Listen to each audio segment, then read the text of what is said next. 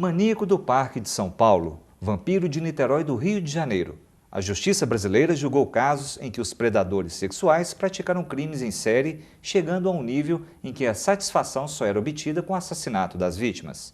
Mas quais aspectos psicológicos e sociais podem levar um indivíduo a esse tipo de comportamento?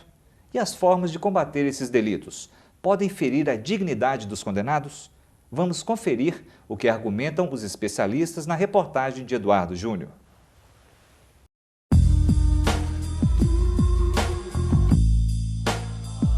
Um transtorno capaz de levar uma pessoa a estuprar, matar e que a ciência ainda não consegue explicar de forma definitiva.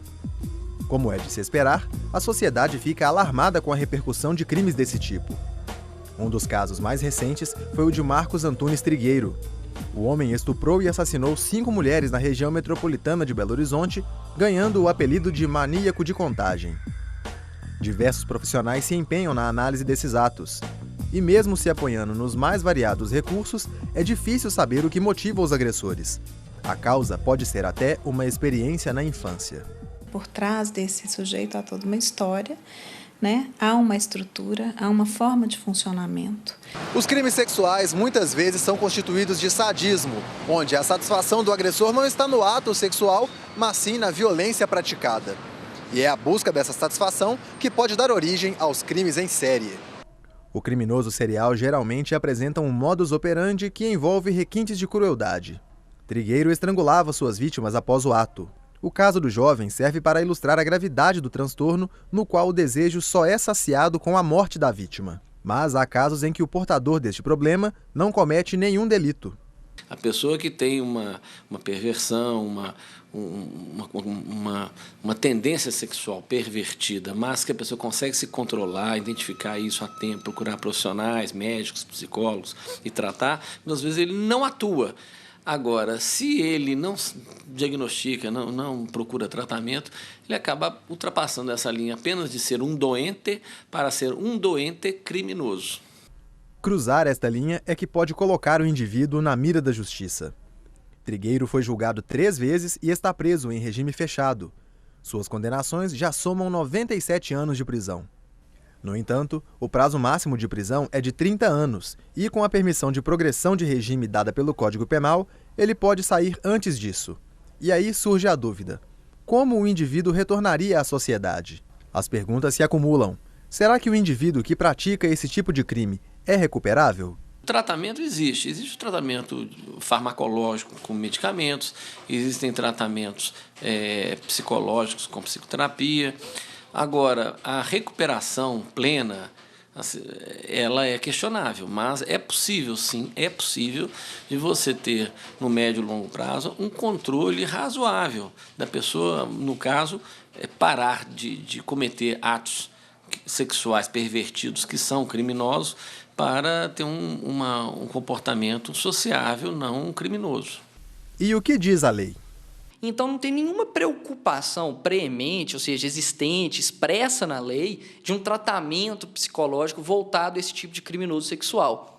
Mas, se a gente for fazer uma análise principiológica, né, ampla da nossa legislação, principalmente da lei de execução penal, lá diz claramente que você deve oferecer ao preso, ao condenado, assessoria material, assessoria educacional, assessoria de saúde, para, nesse momento, a gente tentar inserir o tratamento psiquiátrico ou psicológico no momento do cumprimento da pena, para que, assim, a gente consiga atingir o objetivo final de transformar esse cidadão que cometeu um delito num cidadão que respeite as normas do direito brasileiro como um todo.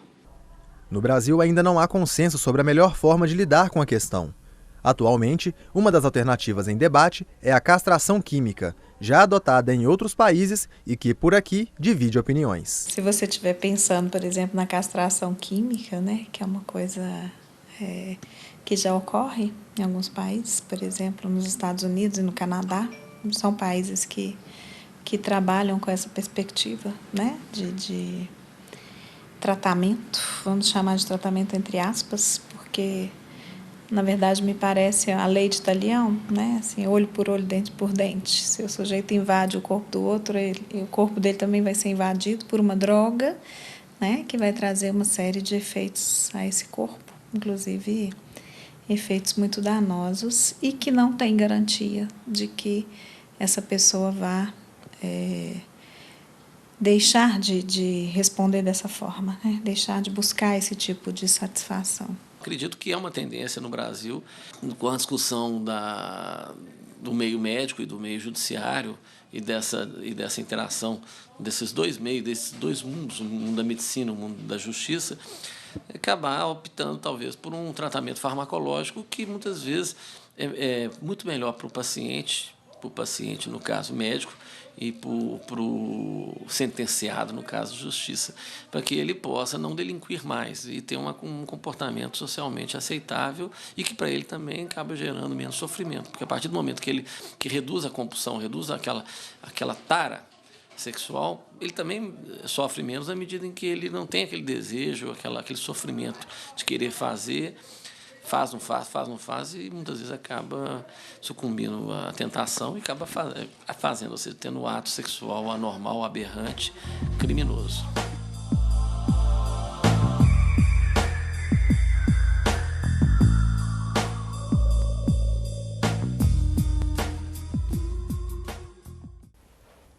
Doutora Marixa, a castração química e a pena de morte, por exemplo, que são punições previstas em outros países do mundo. No Brasil, seriam soluções que iriam contrariar a nossa Constituição?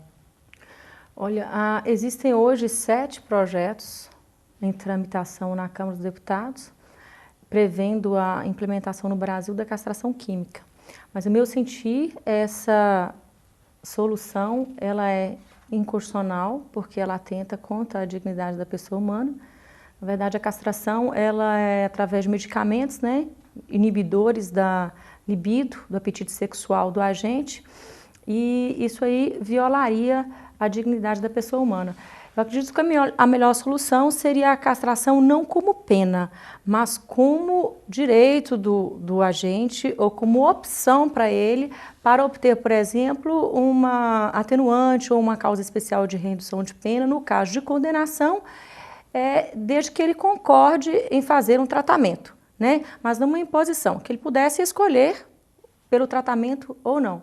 A pena de morte é uma pena proibida na nossa Constituição e acho que se a sociedade quiser que tenha pena de morte para crimes violentos no Brasil, né, teria que fazer uma ampla modificação e há até posicionamento no sentido de que seria uma cláusula pétrea essa proibição e que não daria para fazer essa alteração.